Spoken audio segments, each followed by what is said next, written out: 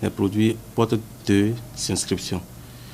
Nous avons ce qu'on appelle les inscriptions DDM, c'est-à-dire la date de durabilité minimale. D'accord. Et sur ces produits, il est mis à consommer avant, de préférence avant telle date. Donc pour ces produits, souvent, même si c'est venu à expiration, ce n'est pas trop grave quand l'escance est dépassée. Pas trop, puisque ce qui est souvent mis en exergue là, c'est peut-être le goût du produit, ou bien la texture du produit qui ne sera plus forcément le même que si c'était avant cette date-là.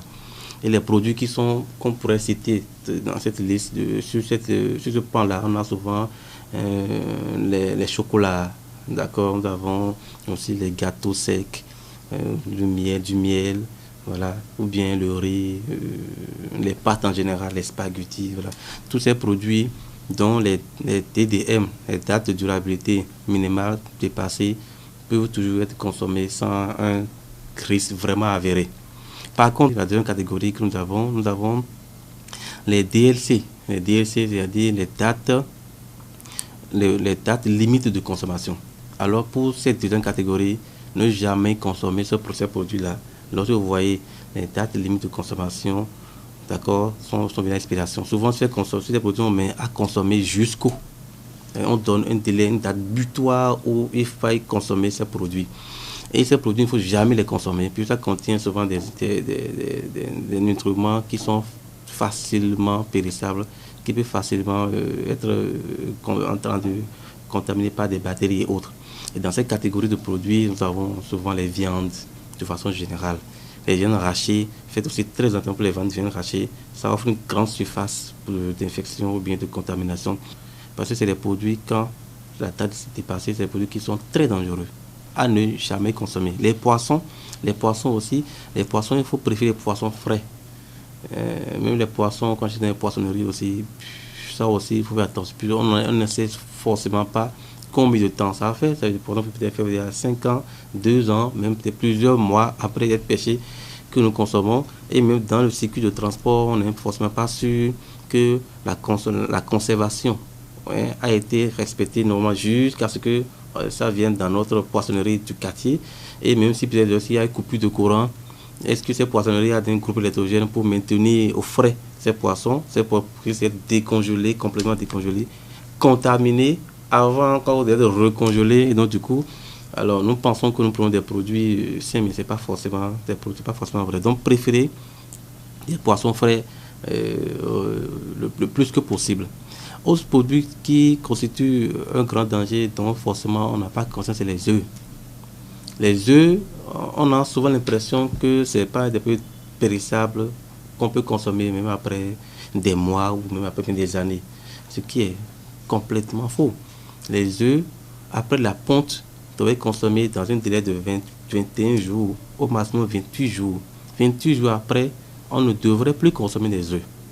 Mais ce n'est pas souvent le cas. Nous avons des œufs dans nos petites boutiques, dans les rues. Même on voit même des bonnes dames sur des plateaux, en plein soleil, vendent des œufs. On met peut-être 5 à 6 œufs, des petits lots de 5 à 6 œufs à un coût réduit de 200, 250, 300. Et nos mamans, nos soeurs se ruent dessus parce que le prix est très très abordable. Dessus, mais c'est dangereux ces produits. Peut-être on a déjà fait des mois, après la ponte, que ces œufs ont été déversés sur le marché pour être vendus, pour être liquidés, un truc comme ça. Donc, c'est des produits sur lesquels il faut faire beaucoup attention pour ne pas vraiment être contaminé. Alors, les conseils à la population, c'est déjà de faire attention et de vérifier quand vous allez dans les supermarchés, dans les supermarchés, dans les boutiques, au marché, n'importe où vous allez acheter un produit. Faites déjà attention pour vérifier d'abord les deux dates, comme je vous dis, la date de durabilité minimale et la date limite de consommation. Et surtout, pour la date limite de consommation, quand la date est dépassée, n'achetez plus. Ou bien, si c'est dans vos maisons déjà acheté, alors ne consommez plus ces produits-là, carrément. Autre chose, c'est de faire attention aujourd'hui. Vous allez voir, ça va commencer bientôt, les promos, les liquidations, ou le système de Black Friday qu'on a aux États-Unis en train de gagner encore au pays ici. On met, on liquide tout. Bon, voilà, c'est aussi bien des jouets, des tenues, de tout et tout. Voilà. Mais aussi, on liquide même les denrées alimentaires. Ce qui, en sens, n'a pas de sens en question. Et faire attention à tout ce qui concerne la liquidation, le vente à des prix très réduits des produits alimentaires. Il faut éviter au maximum tous ces produits-là. Et vérifier si les boîtes, surtout les conserves aussi, si les conserves ne sont pas bombées ou n'ont pas été altérées. Et si c'est des conserves périmées ou bien bombées aussi, éviter au maximum de prendre ces conserves-là.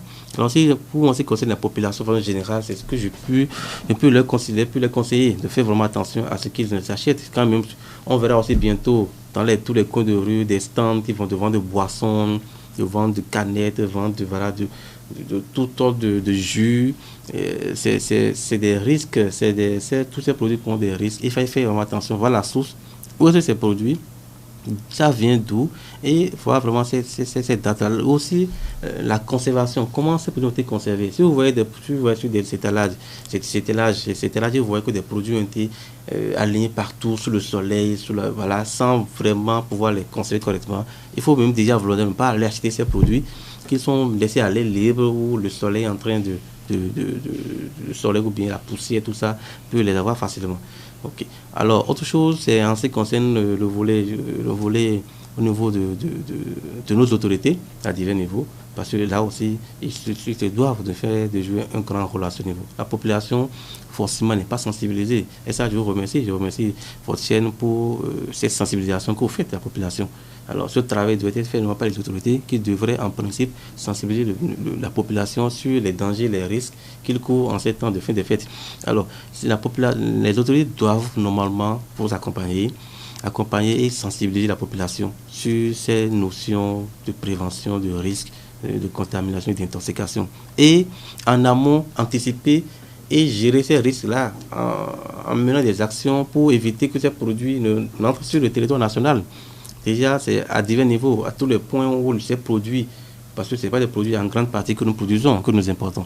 Alors, ces produits, avant que ça ne rentre chez nous, il faut donc faire des contrôles assez poussés pour voir si ces produits ne sont pas déjà avariés, ne sont pas de bonne qualité, et éviter que ces produits ne soient déversés sur les marchés.